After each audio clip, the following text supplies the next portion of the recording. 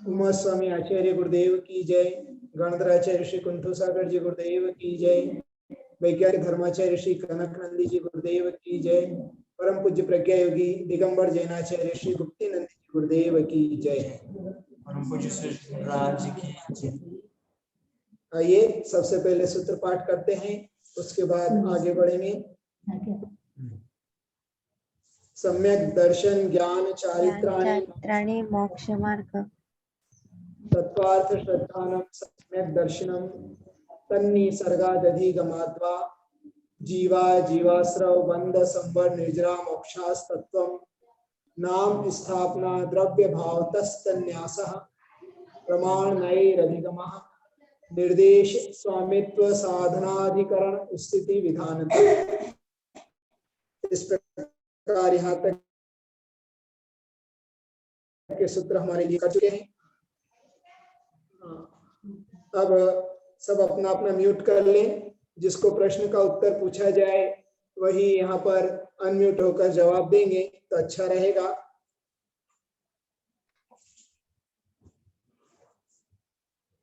हाँ चलिए, यहाँ पर लिस्ट में सबसे पहले यहाँ पर हम आज पूछने जा रहे हैं हितांशी जैन। हितांशी जैन हमारी आवाज सुन रही हो तो रत्नत्रय में किन किन को लिया जाता है?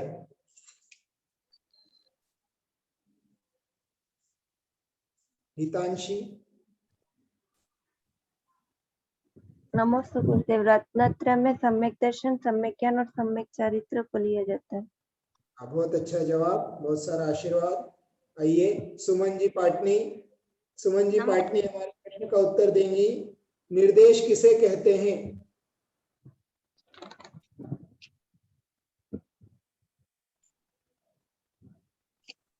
निर्देश किसे कहते हैं?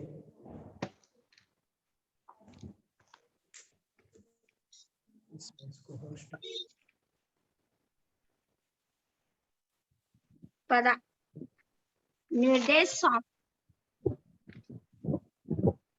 वस्तु के स्वरूप का कथन करना निर्देश कहलाता है। वस्तु के स्वरूप का कथन करना निर्देश, बिल्कुल सही, बहुत अच्छा जवाब। नमोस्तु गुरुदेव। नमोस्तु। नेहा पाटिल जवाब देंगी। स्वामित्व किसे कहते हैं? नमोस्तु मुनिश्री। वस्तु के अधिकार को, मतलब ओनर को। हाँ, वस्तु के अधिकार को, ऑनर को स्वामित्व। बहुत अच्छा। कोई उदाहरण दे सकते हैं?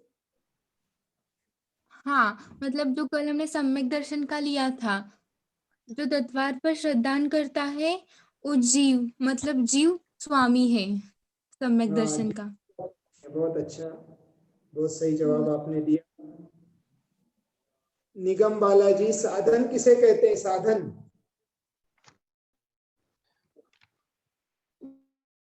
नमोस्तु मुनिषी। वस्तु की उत्पत्ति के कारण को साधन कहते हैं।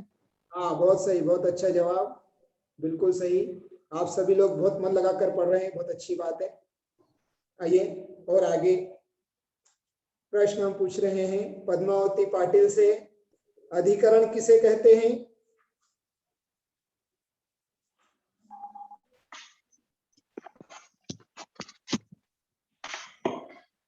पद्मावती है ना आज? हाँ मुनिश्री। नमस्ते मुनिश्री। अधिकरण किसे कहते हैं? क्या? अधिकरण। हाँ मुनिश्री, वस्तु के आधार को अधिकरण कहते हैं। कोई उदाहरण देंगे पद्मावती? हाँ मुनिश्री, जैसे यहाँ पे जीव को लिया तो जीव का अधिकरण त्रस नाली हो गई। जैसे पंचेंद्रिय जीव के पास ही होता है ना तत्वार्थ श्रद्धान, तो इसलिए। बिल्कुल, बहुत अच्छा जवाब, आशीर्वाद है आपके लिए भी। चलिए अब अगला प्रश्न है प्रियंका जी पाटिल से। नई के कितने भेद हैं? कल जो हमने समझा था उस अपेक्षा से नई के कितने भेद हैं? नमस्ते महाराज जी, मैं कल नहीं थी। अच्छा, आप नहीं थे क्या? कोई बात नहीं। संध्या दीदी बताएंगे नई के कितने भेद हैं? नमोस्तु मुनिश्री। द्रव्यार्थिक नय और पर्यायार्थिक नय दो भेद है। बिल्कुल सही, नय के दो भेद है, द्रव्यार्थिक नय और पर्यायार्थिक नय। बहुत अच्छा। तो आइए, प्रश्न उत्तर हो चुके हैं। अब थोड़ा और आगे का विषय वर्णन हम यहाँ पर करते हैं। सब अपना अपना म्यूट कर लीजिए।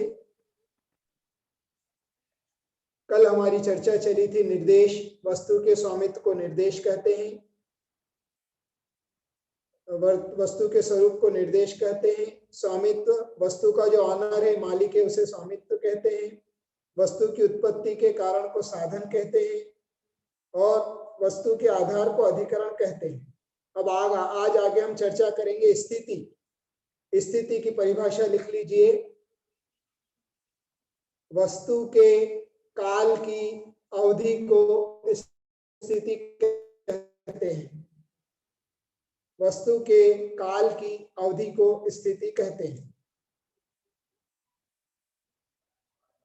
अब हम सम्यक दर्शन की चर्चा कर रहे थे, तो उसकी स्थिति अर्थात उसका टाइम पीरियड अर्थात काल बोलेंगे, समय बोलेंगे, स्थिति बोलेंगे, तो उसका काल कितना है।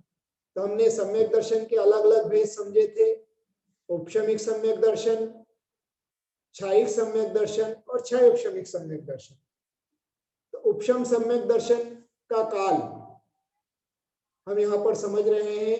तो उपशम सम्यक दर्शन का काल जघन्य से अंतर्मुहूर्त और उत्कृष्ट से भी अंतर्मुहूर्त, मतलब सबसे कम भी होगा तो अंतर्मुहूर्त के लिए होगा और सबसे अधिक भी होगा तो अंतर्मुहूर्त के लिए औपशमिक सम्यक दर्शन होगा। तो इसका काल क्या हो गया सम्यक दर्शन का? अंतर्मुहूर्त, उपशम सम्यक दर्शन का। उसी प्रकार से क्षायिक सम्यक दर्शन का काल, तो क्षायिक सम्यक दर्शन का वैसे तो काल अंतर्मुहूर्त भी है जगन्य से, किसी को क्षायिक सम्यक दर्शन हुआ और अंतर्मुहूर्त में कर्म काट कर मोक्ष चले गए, उस अपेक्षा से अंतर्मुहूर्त भी है क्षायिक सम्यक दर्शन का काल। और वरना 8 वर्ष अंतर्मुहूर्त कम 2 पूर्व कोटि प्लस 33 सागर। 8 वर्ष अंतर्मुहूर्त कम 2 पूर्व कोटि प्लस मतलब साथ में उसके 33 सागर। इस प्रकार सम्यक दर्शन अर्थात क्षायोपशमिक सम्यक दर्शन का, क्षायिक सम्यक दर्शन का काल हमारे लिए इतना है। क्यों? क्योंकि जो क्षायिक सम्यक दर्शन को, हाँ बोलते हैं, जो क्षायिक सम्यक दर्शन, हाँ बोल रहे हैं, जो क्षायिक सम्यक दर्शन को प्राप्त कर लेता है वह अधिक से अधिक तीसरे भाव में मोक्ष को प्राप्त कर लेता है, चौथे भाव में मोक्ष को प्राप्त कर लेता है। उस अपेक्षा से यहाँ पर उत्कृष्ट संख्या की गई है। 33 सागर प्लस 8 वर्ष अंतर्मुहूर्त कम 2 पूर्व कोटि। 33 सागर प्लस 8 वर्ष अंतर्मुहूर्त कम 2 पूर्व कोटि, यह क्षायिक सम्यक दर्शन का उत्कृष्ट काल है। अब हम क्षयोपशम सम्यक दर्शन की ओर चलते हैं। तो क्षयोपशम सम्यक दर्शन का काल कितना होगा? तो जघन्य से अंतर्मुहूर्त और उत्कृष्ट से 66 सागर, 66 सागर, 66 सागर काल होगा। इस प्रकार काल। और मोक्ष जाने वाले जीव की अपेक्षा वहां भी सम्यक दर्शन तो है, क्योंकि सम्यक दर्शन जीव का गुण है, वह छूटता नहीं है। एक बार होने के बाद, क्षायिक होने के बाद फिर मोक्ष में जो सिद्ध परमात्मा विराजमान है उनके पास सम्यक दर्शन है या नहीं है? तो है। तो उसकी अपेक्षा से कहेंगे साधि अनंत सम्यक दर्शन का काल कितना हो गया मोक्षगामी जीवों की अपेक्षा? साधि अनंत काल सम्यक दर्शन का मोक्षगामी जीवों की अपेक्षा है। आइए अब विधान की बात करते हैं। निर्देश, स्वामित्व, साधन, अधिकरण, स्थिति और सबसे अंतिम नमोस्तु मुनिश्री। हाँ जी, इस साधी अनंत का मतलब क्या है? हाँ, साधी अनंत का मतलब यह है कि जीव अनादिकाल से मिथ्या दृष्टि ही है, किंतु एक बार जब वह क्षायिक सम्यक दर्शन को प्राप्त करता है तो वह साधी होता है, अर्थात उसने पहली बार प्राप्त किया है और अब अनंत काल तक रहेगा। मतलब उसका आदि भी है पर उसका अंत नहीं है, इसलिए स आदि, आदि सहित, इसलिए साधी। अर्थात जीव अनादि से मिथ्या दृष्टि था पर उसने सम्यक दर्शन को प्राप्त किया, उस अपेक्षा से वह साधी है।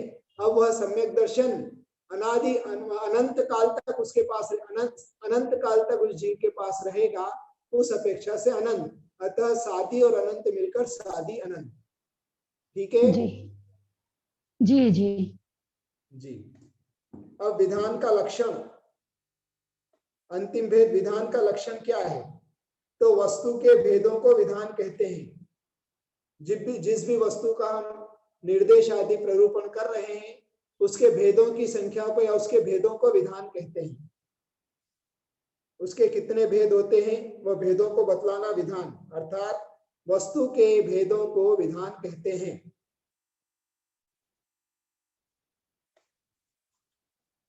अब वह भेद किस प्रकार से होते हैं वह हम यहाँ पर समझते हैं। उदाहरण के लिए हम सम्यक दर्शन को ही लेते हैं तो सामान्य की अपेक्षा सम्यक दर्शन का एक ही भेद मात्र सम्यक दर्शन, और उत्पत्ति की अपेक्षा दो भेद हमने जाने थे, निसर्गज और अधिगमज,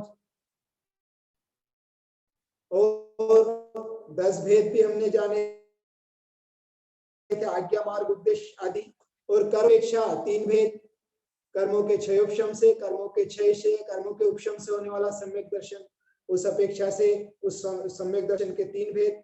और हमने समझा था शब्दों की अपेक्षा सम्यक दर्शन के संख्यात भेद, याद आ रहा है ना पिछला, शब्दों की अपेक्षा संख्यात भेद, और सम्यक दर्शन अर्थात श्रद्धान करने वालों की अपेक्षा संख्यात भेद, और श्रद्धान करने योग्य पदार्थों की अपेक्षा अनंत भेद। इस प्रकार से भेदों को जो हम विवक्षित करते हैं, भेदों के जो हम करते हैं तो वह मतलब व्यवहारित करते हैं भेदों को, तो वह हमारे लिए भेद अर्थात वस्तु के भेदों को कहना विधान कहलाता है। इस प्रकार से हमने मध्यम रुचि वाले शिष्यों को जानने के लिए पदार्थों का यह स्वरूप समझा। संक्षेप रुचि वालों के लिए प्रमाण, नए, अधिगमा, इतने में ही उनको प्रमाण और नए के द्वारा ही ज्ञान हो जाता है।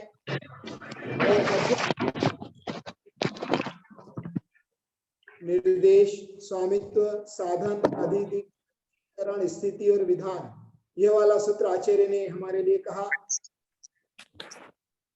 और आगे जानने के लिए अब हम चल रहे हैं कि जो बिल्कुल संक्षेप रुचि वाले हैं, मंद बुद्धि शिष्य हैं, उनके लिए आचार्य किस प्रकार वर्णन करेंगे?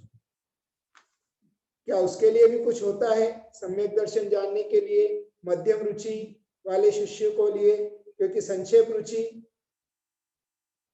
के लिए हमने जान लिया, अब विस्तार रुचि वालों के लिए भी सम्यक दर्शन की उत्पत्ति का जो कारण है वह यहाँ पर आचार्य बता रहे हैं। अगले सूत्र के माध्यम से सूत्र का उच्चारण करेंगे।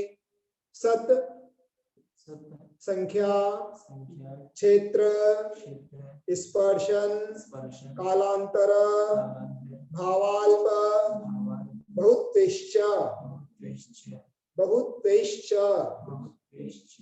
सत्संख्या, क्षेत्र, स्पर्शन, कालांतर, भावाल्प, बहुत्वेश्च। सत्संख्या, क्षेत्र, स्पर्शन, कालांतर, भावाल्प, बहुत्वेश्च। सत्संख्या, क्षेत्र, स्पर्शन, कालांतर, भावाल्प, बहुत्वेश्च। इसे द्वार भी कहते हैं, इस सूत्र को अनुयोग द्वार भी कहते हैं। सम्यक दर्शन आदि को जानने के लिए विस्तार रुचि वाले शिष्यों के लिए यहाँ पर इस सूत्र का प्ररूपण किया गया है। पुनः एक बार रिपीट कर रहा हूँ। सत संख्या, क्षेत्र, स्पर्शन, कालांतर, भावाल्प, बहुत्वेश्च। अब सूत्र का विस्तार करते हैं। च अर्थात और क्या कि और भी सम्यक दर्शन के जानने के उपाय है। सूत्र में जो लास्ट में अंतिम में च दिया है उसके लिए और शब्द कि किसके लिए, कैसे जाना आपने, तो हमारा जो प्रकरण प्राप्त है सूत्र में अध्याहार किया जाता है। सूत्र संक्षेप में होते हैं तो जो प्रकरण चल रहा है, जिस विषय का प्रकृत में प्रसंग चल रहा है, उस विषय को पूर्व में कहे गए सूत्रों से लेकर आना। तो अभी यहाँ पर वस्तु के जानने के या सम्यक दर्शन आदि के जानने के उपाय की चर्चा चल रही कि किस प्रकार उसको जाना जाए, यह हम यहाँ पर समझ रहे हैं। तो उन्हीं सूत्रों की प्ररूपणा यहाँ पर चल रही थी, व्याख्यान चल रहा था, इसलिए च शब्द से हमको वही गर्भित करना है, क्योंकि बाकी इस सूत्र में कहीं भी नहीं कहा है कि सत्संख्या, क्षेत्र, स्पर्शन, कालांतर, भावाल्प, बहुत्वेश्च, यहाँ पर कहीं भी नहीं कहा है आचार्यों ने। नाम, स्थापना, द्रव्य भाव, तत्सन्यास, वहां पर तत् शब्द आया था। उस तत् शब्द से हमने जाना था ये सम्यक दर्शन आदि का निक्षेप 4 निक्षेपों के द्वारा न्यास किया जा सकता है। उसी से बाद में अगला सूत्र आया, तो उसमें भी कहीं नहीं लिखा था मात्र अधिगम अर्थात ज्ञान होता है। किसका ज्ञान होता है? तो पूर्व सूत्र से अध्याहार किया हमने तत् किसका? तो उसके पूर्व सूत्र से अध्याहार किया सम्यक दर्शन आदि का। उसी प्रकार से वह अध्याहार करते करते यहाँ पर निर्देश स्वामित्व में भी हम आए, और उसी प्रकार उसी तत् शब्द से वह सम्यक दर्शन आदि को जानने का उपाय यहाँ पर हम कर रहे हैं। च अर्थात और भी है। क्या है? तो पहला है सत, दूसरा संख्या, तीसरा क्षेत्र, चौथा स्पर्शन, पांचवा काल, छठा अंतर, सातवां भाव और आठवां अल्प बहुत्व। ये 8 यहाँ पर हमारे लिए बताए गए हैं। पुनः रिपीट कर रहा हूं, वैसे सूत्र में सबको ज्ञात है।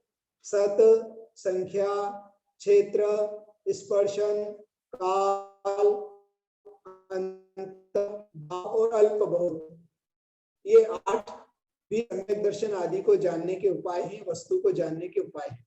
जैसे निर्देश स्वामित्व आदि का कथन था, उसी प्रकार से अब यहाँ पर 8 अनुयोग द्वारों के द्वारा सम्यक दर्शन आदि को जाना जाता है। ये बहुत महत्वपूर्ण है। आचार्य वीरसेन स्वामी ने षटखंडागम धवला के ऊपर टीका करते हुए इस 8 अनुयोग द्वार के वर्णन करने के लिए पूरी 16 पुस्तकों में से एक पुस्तक पूरी 8 अनुयोग द्वार के ऊपर ही है। इतना विस्तार वहां पर किया गया है। हम इतने विस्तार में यहाँ पर अभी चर्चा नहीं करेंगे। अभी सामान्य से हम तत्वार्थ सूत्र को जानने का प्रयास कर रहे हैं।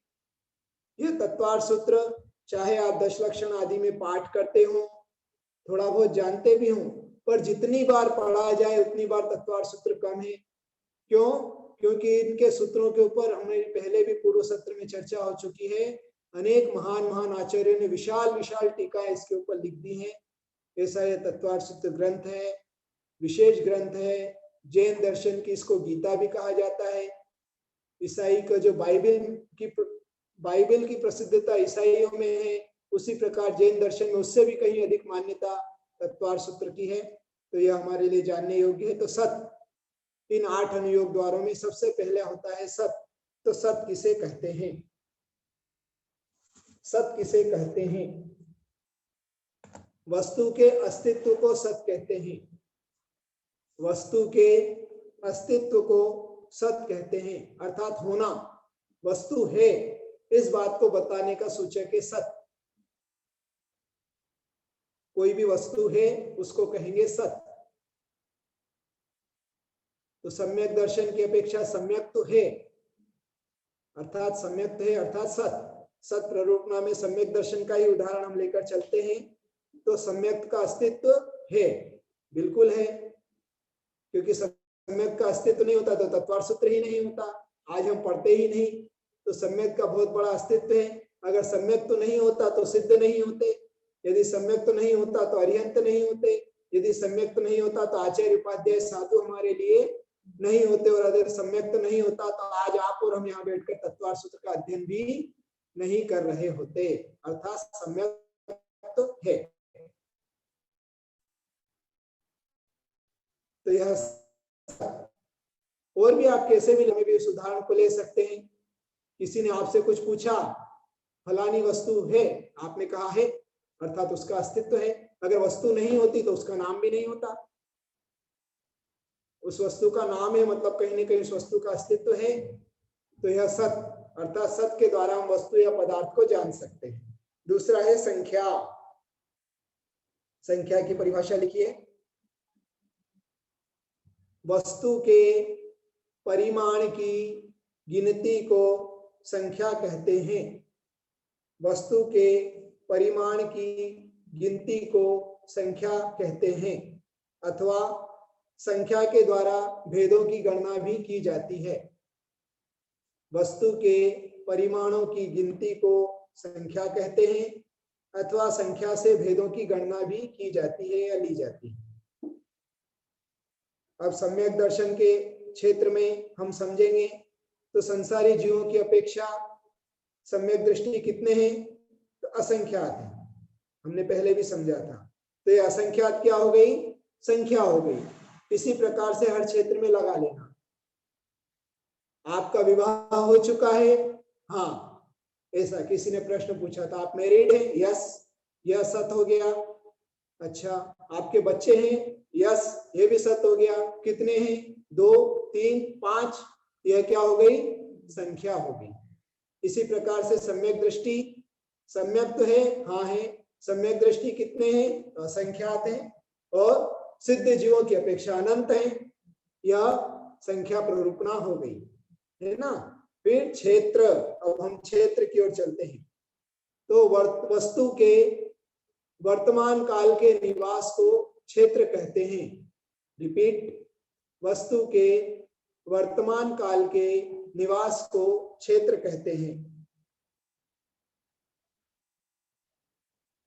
ठीक है, तो वर्तमान काल का निवास, तो वही सम्यक दर्शन की अपेक्षा चलते हैं।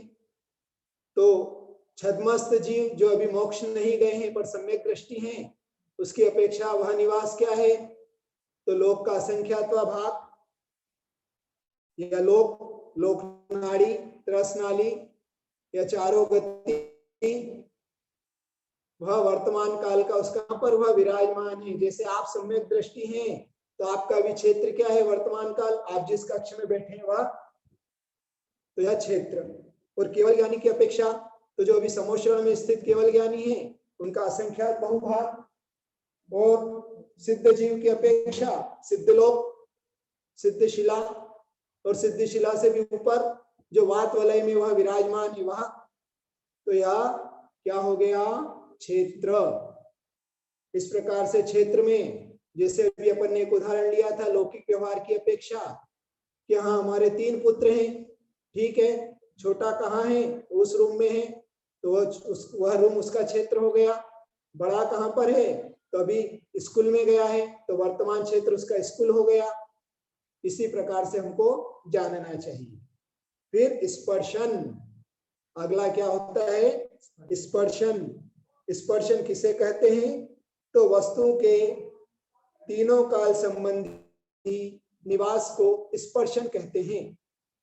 वस्तु के तीनों काल संबंधी निवास को स्पर्शन कहते हैं। तीनों काल संबंधी 3 काल कौन से? भूतकाल, वर्तमान काल, भविष्य काल। तो कोई भी वस्तु भूतकाल में कहां पर थी, वर्तमान में कहां है, और भविष्य में कहां होगी, उसका जो वर्णन किया जाता है उसे स्पर्शन कहते हैं, या तीनों काल संबंधी निवास।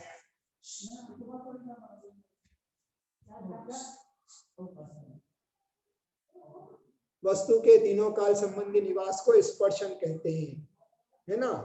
तो स्पर्शन की अपेक्षा जीव, कोई एक जीव सम्यक दर्शन के पहले मिथ्या दृष्टि था, तो वह कहाँ था? तो लोक में था।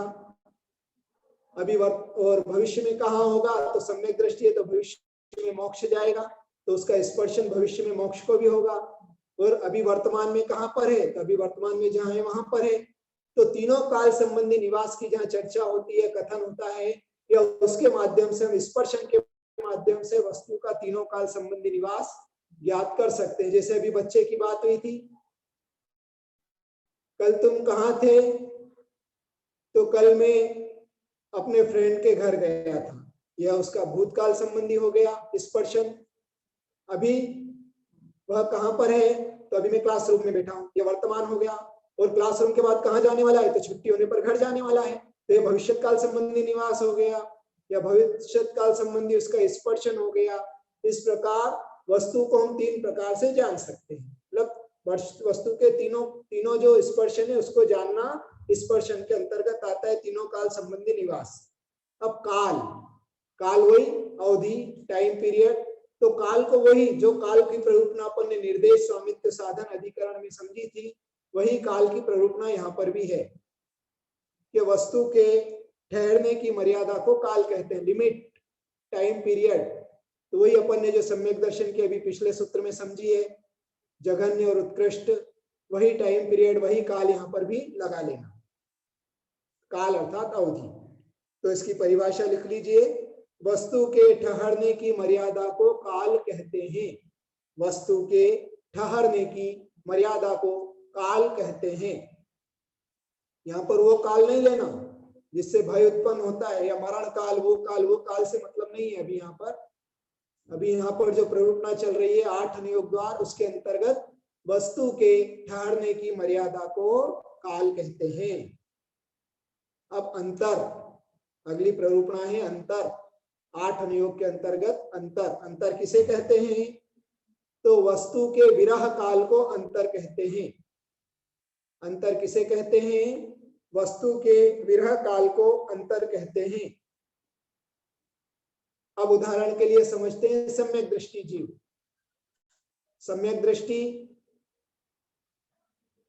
वर्तमान में सम्यक दृष्टि है, फिर उसका सम्यक दर्शन छूट गया, फिर अगली बार पुनः जब वह सम्यक दृष्टि होगा तो सम्यक दर्शन छूटने से लेकर अगली बार की प्राप्ति के बीच का जो समय है उसे अंतर कहते हैं। अंतर मतलब डिफरेंस।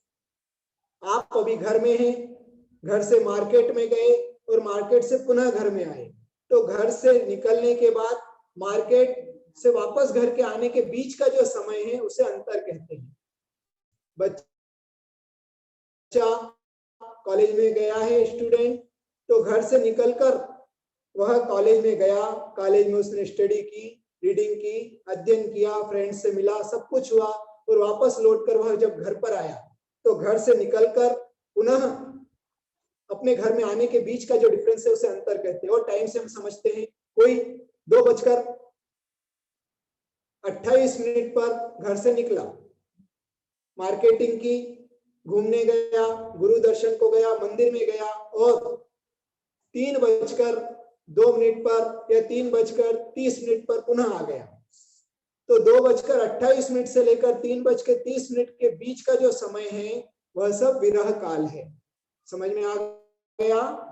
बहुत सरल है, कोई कठिन काम नहीं। तो उसकी मतलब दोनों के भी वस्तु के विरह काल को अंतर कहते हैं। जो दोनों के जाकर आने के बाद पुनः जाना और पुनः आने के बीच का जो अंतर है उसे अंतर कहते हैं, विरह काल कहते हैं।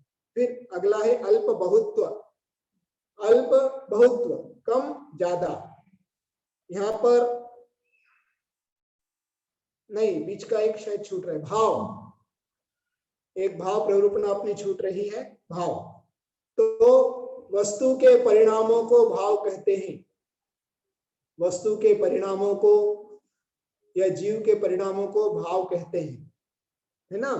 तो औपशमिक आदि भाव, अभी अगले अध्याय के प्रथम सूत्र में ही इन भावों को हम पढ़ेंगे। औपशमिक, क्षयोपशमिक, क्षयिक आदि जो भाव होते हैं वह भाव किस प्रकार होते हैं? तो वस्तु के परिणाम, जिस समय जो परिणाम चल रहे हैं उसको भाव कहते हैं।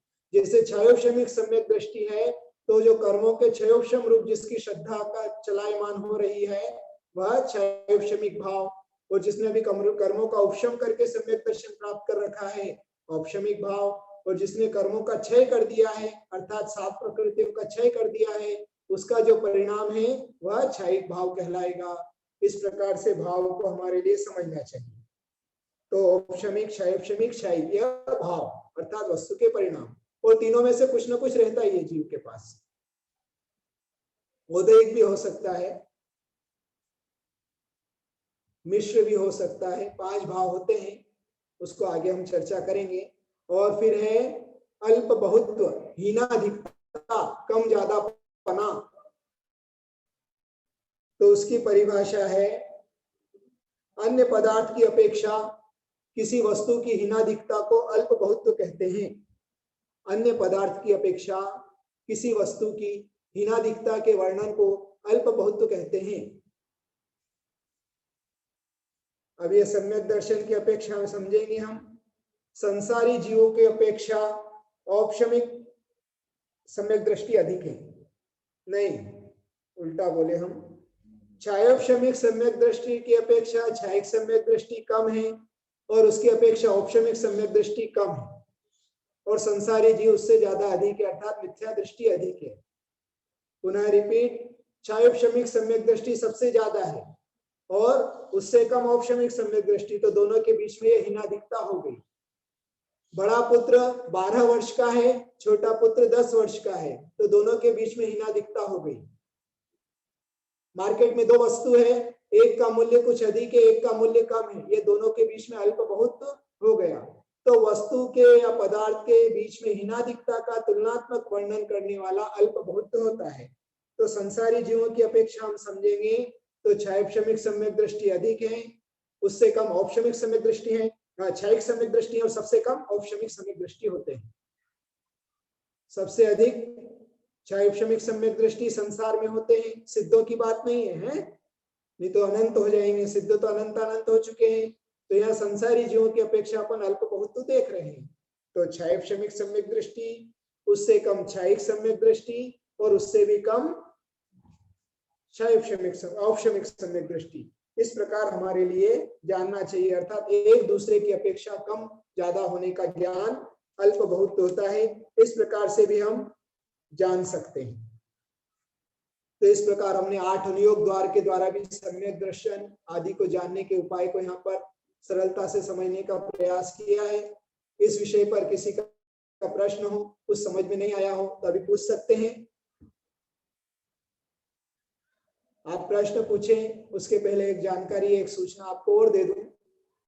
अष्टानिक महापर्व चल रहा है। आप सभी लोग जिनेंद्र आराधना का लाभ निश्चित रूप से ले रहे होंगे, क्योंकि संपादन और कर्मों की निर्जरा में कारण होती है। तो अष्टानिक पर्व में हमें नित्य पूजन आदि अवश्य करना चाहिए, नंदीश्वर पूजन करना चाहिए, और भाव के द्वारा उनकी वंदना भी करना चाहिए, कृत्रिम अकृत्रिम जिनालयों की वंदना करना चाहिए, और स्वाध्याय आदि भी करना चाहिए। आप अभी मोक्ष शास्त्र के स्वाध्याय का लाभ ले ही रहे हैं, तो वह भी हमारे लिए उपयोगी है। साथ ही में आपके लिए श्री आदि पुराण ग्रंथ की स्वाध्याय श्रृंखला भी लगभग 30 सप्ताह से चल रही है। अनवरत रूप से 30 सप्ताह आदि पुराण ग्रंथ की स्वाध्याय श्रृंखला को हो चुके हैं। कई लोग उसमें लाभ ले रहे हैं। जो नवीन लोग हैं वह भी नेहा जी पाटिल, ब्रह्मचारिणी संध्या दीदी आदि से संपर्क करके और वह भी ज्वाइन हो सकते हैं। बहुत सरल है। प्रति सोमवार या मंगलवार को आपके लिए उस ग्रंथ की पीडीएफ, आदि पुराण ग्रंथ के 5 या 6 पेज की पीडीएफ, उसका ऑडियो जो कि हमारी आवाज में रिकॉर्ड है, यह दोनों आपके लिए उपलब्ध किया कराया जाता है। उन 5 या 6 पेजों का आप स्वाध्याय 1 हफ्ते के अंदर करें, और प्रति रविवार दोपहर में 1 बजे के बाद उसकी परीक्षा ऑनलाइन प्रारंभ होती है। ऑनलाइन लिंक जो भी ग्रुप में जुड़े हुए हैं उनको भेज दी जाती है, और उस लिंक के माध्यम से वो परीक्षा दे सकते हैं। क्यों पढ़ना? तो आचार्य ने कहा है, प्रथमानुयोग मर्थाख्यानम चरितम पुराणम अपि पुण्यम बोधति बोधि समाधि निदानम बोधति बोधत समीचीनः। रत्नकर्ण शावकाचार्य के दूसरे अधिकार में चरणानुयोग का वर्णन करते हुए समंत भद्राचार्य स्वामी ने कहा कि प्रथमानुयोग जो है वह अर्थ का आख्यान करता है, अर्थात पदार्थों का आख्यान करने वाला है। चरितम पुराणम अपि पुण्यम, पुराण पुरुष और पुण्य पुरुषों के चरित्र का वर्णन करने वाला है। और बोधि समाधि निधानम, बोधि अर्थात रत्नत्रय और समाधि अर्थात समाधान या समाधान पूर्वक जीवन जीने का निधान, खजाना है, खजाना है। इस प्रकार से हमारे लिए रत्नत्रय की प्राप्ति में वह प्रथमानुयोग का ग्रंथ भी कार्यकारी होता है। तो प्रथमानुयोग ग्रंथ का स्वाध्याय हमारे लिए करना चाहिए। और आदिनाथ हमारे प्रथम तीर्थंकर हुए हैं, भरत चक्रवर्ती, बाहुबली, अनेक मोक्षगामी जीव हुए हैं। और आदि पुराण एक विशाल ग्रंथ करने से सातिशय पुण्य का बंद होता है, कर्मों की निर्जरा होती है। तो हमारे लिए उसका भी स्वाध्याय करना चाहिए। जो भी और जुड़ना चाहे वो संध्या दीदी से संपर्क कर सकते हैं। हाँ, 5 मिनट बाकी है, कोई प्रश्न पूछना चाहे तो पूछ सकते हैं। हाँ, क्षेत्रों में जैसे सिद्ध की अपेक्षा सिद्ध लोग लिया, वैसे केवल ज्ञान की अपेक्षा क्या बोलना था? केवली की अपेक्षा लोक नाड़ी का असंख्यात बहुभाग। संख्या, हाँ, उनके ज्ञान की अपेक्षा सर्वलोक भी ले सकते हैं। कब? जब केवली समुद्घात करते हैं, जब पूरे लोक में पाए जाते हैं। केवली समुद्घात की अपेक्षा सर्वलोक उनका वर्तमान निवास हो जाएगा जब वो समुद्घात करेंगे। जब हाँ, हमने इतने विस्तार से नहीं बताया था, फिर भी आपने प्रश्न पूछा है, अच्छी बात है। समझ में आ गया? हाँ मुनिश्री। हाँ, और कोई प्रश्न है? नमोस्तु मुनीश्री। हाँ, बोलिए। अधिकरण का एग्जाम्पल मेरा कल छूट गया था थोड़ा, लास्ट का अधिकरण का। इसका सातवें स्तोत्र हाँ, सातवें सूत्र अधिकरण में अर्थात जो आधार, बिल्कुल सही। अधिकरण अर्थात आधार। आधार मतलब उसका आधार कौन है, किसके पास वह है, तो जो उसका स्वामी है वही उसका आधार है। हाँ, तो पद्मावती ने त्रस का कुछ बोला था ना, वो एग्जाम्पल मुझे समझ नहीं आया। लोक नाड़ी भी उसका आधार है। देखो, पहले तो जो जीव है, जो स्वामी है वही उसका आधार हो गया। सम्यक दर्शन कहाँ रहता है, तो सम्यक दृष्टि के पास। फिर आधार क्या है, आधार आधे की अपेक्षा सम्यक दृष्टि कहाँ रहता है, तो लोक नाड़ी में। फिर वह स्वर्ग लोक का देव भी हो सकता है, मध्य लोक का जीव भी हो सकता है, मनुष्य त्रियंश भी, या फिर नारकी भी हो सकता है। तो लोक नाड़ी भी उसका आधार हो सकता है। अधिकरण अर्थात आधार, वह वस्तु कहां पर रखी है। अभी आप कहां पर बैठे हैं, तो जिस रूम में, जिस फर्श पर, जिस टेबल पर या जिस चटाई पाटे पर आप बैठे हैं वह आपका आधार है। फिर वह पाटा कहाँ है, तो कमरे के अंदर है, तो कमरा उसका आधार हो गया। कमरा कहाँ है, तो आपकी गली में है, तो वह गली आपका, उस मकान में मकान आधार हो गया। मकान कहाँ है, गली में। गली कहाँ है, नांगनी में। सब आधार हो क्षेत्र, जाते हैं। फिर क्षेत्र से सही वस्तु के हाँ, वर्तमान के निवास को तो ये देखो, वो क्षेत्र सूत्र से अलग सही। था, मध्यम। हाँ, क्षेत्र जैसा ही है। ये विस्तार अच्छा। रुचि की अपेक्षा यहाँ पर सूत्र दिया है। वो क्षेत्र जो है, वो जो था आपका आधार जो था, वह मध्यम रुचि वाले शिष्यों के लिए दिया था। हाँ जी मनीष। जी, नमोस्तु चलिए। गुरुदेव। हाँ, कुंजल जी बोलिए। हाँ, गुरुदेव, एक तो समुद्गत किसे कहते हैं, और दूसरा प्रश्न है गुरुदेव, 3 दिन से बीच में जो ये छूट गया था मेरा, तो इसका हाँ रिकॉर्डिंग सुन सकते हैं? हाँ, इसका ये रिकॉर्डिंग हमारे फेरी बहन ने किया है, फेरी जैन। वो अपना नंबर डाल दे, और शायद वो यूट्यूब पे अपलोड करने वाली है, तो आपको लिंक भेज देगी। ठीक है गुरुदेव। है ना। और हाँ, तो समुद्गत, जी, समुद्गत